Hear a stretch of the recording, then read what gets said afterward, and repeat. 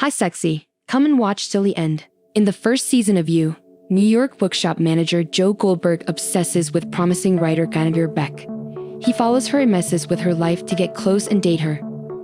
Joe's love at first sight with Beck is strange. He fantasizes about being with her and justifies his bad actions for love. Joe sneaks into Beck's room and observes her all day. Joe miraculously saves Beck as she falls over the railway tracks inebriated.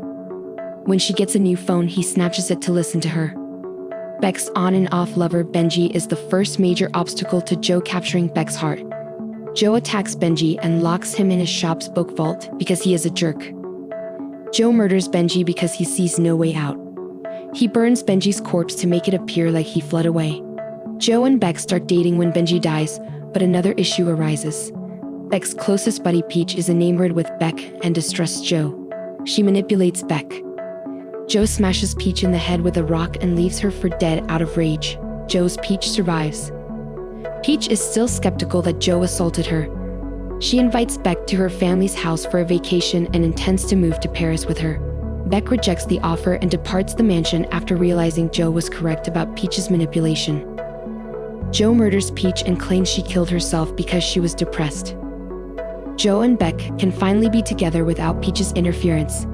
For many months, Beck becomes increasingly distant and secluded, making Joe envious and possessive. Joe then murders Beck. 4 months later, Beck's locker book is popular. Dr. Nikki, who was set up, is arrested clearing Joe. Just when it appears like Joe would get away with all his sins, his ex-girlfriend Candace comes up, alive and well, to speak about what they never concluded. Joe's ex-girlfriend Candace's whole story is revealed in You Season 2. After fighting about Candace's affair, Joe accidentally smacks her in the head. Joe covers Candace's corpse and flees.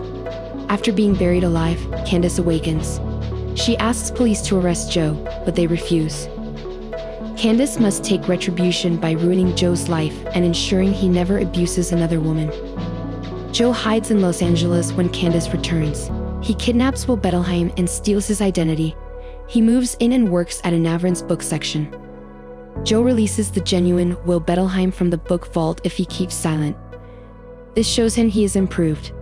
Love Quinn, a rich Anavrin family widow, swiftly becomes Joe's new love. Love, unlike Beck, commits to Joe from the start. Joe is concerned that Love will end up in the same place as Beck. Thus, he is reluctant to continue the connection. Joe finally caves in and begins a relationship with Love. Love's dependence on her twin brother, 40, makes their connection difficult. 40 is a recovered addict from a trust fund.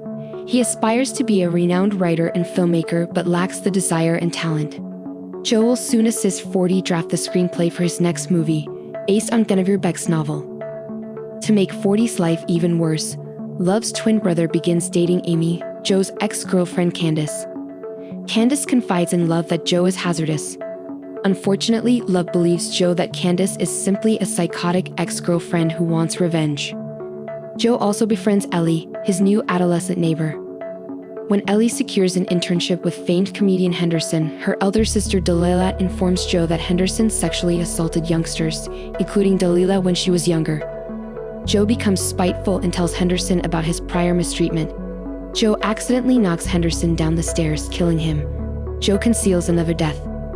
Delilah's officer, Pal Fincher, begins to suspect Joe murdered Henderson despite the police's claim. Delilah searches Joe's apartment for evidence, so Joe locks her in his book vault. Joe wants to liberate Delilah and leave the country with Love to avoid orphaning Ellie. Next morning, Joe discovers Delilah dead in the book room. Candace locks Joe inside and contacts Love to prove Joe is a murderer when she arrives. Candace's plot fails when Love kills her and tells Joe she murdered Delilah to preserve Joe's secret and prevent him from running away. Love then states that when she and 40 were kids, she murdered their au pair and that she has been manipulating Joe all season to make him fall in love with her, as Joe did to Beck in the first season. Joe considers murdering her over this. Love informs him she is pregnant, so Joe tries loving her again to be with his kid.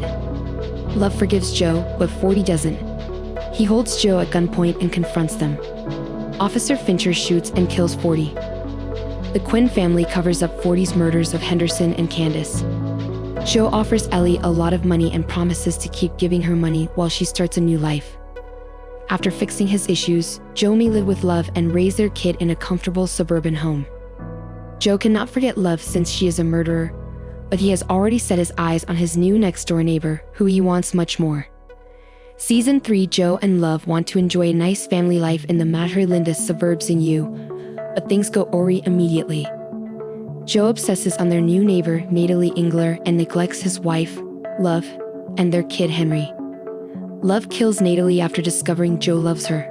Joe and his wife cover Natalie's death and make acquaintances in their new area after helping Love dispose of her corpse. Joe falls in love with Marianne, a librarian who employs him to repair rare books. Joe follows Ryan to support his new girlfriend after learning that Marianne's ex-husband used foul methods to acquire custody of their small kid. Ryan discovers Joe is following him, forcing Joe to murder him.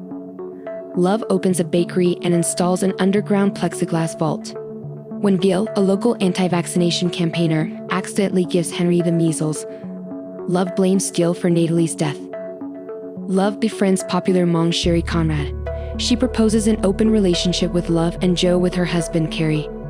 Joe accepts because he wants to divorce. Joe and Love accidentally admit they killed Natalie while having new sexual escapades with the Conrads. Joe and Love must control the Conrads and lock them in the plastic vault, which the odd Conrads like. Love begins a new connection while Joe pulls away to pursue his new interest. Theo, a college student, falls in love fast. Love discovers that Theo is the stepson of Natalie's murdered husband, Matthew Engler. Theo informs Love that Matthew does not think Gil is the murderer and has been observing Madrid residence without authorization. After Matthew gave up, Theo witnessed Joe driving Natalie's vehicle on tape and raced to the bakery to warn Love about her husband's misdeeds. Theo discovers the Conrads imprisoned in the bakery. Joe protects him when Love knocks him unconscious. Joe asks for a divorce when Love finally admits his obsession with Marianne. Love offers her spouse Aconite to paralyze him. She then informs Marianne that Joe murdered Ryan. Love attempts to murder her husband once Marianne leaves. Joe claims he took an antidote. He kills Love, blames her for Madrilinda's murders, and destroys their home. Sherry and Carrie emerge from the vault stronger than ever. Matthew and Theo reconcile, and Joe leaves Henry with Dante and travels to Paris to find Marianne. The end. See you later, sexy.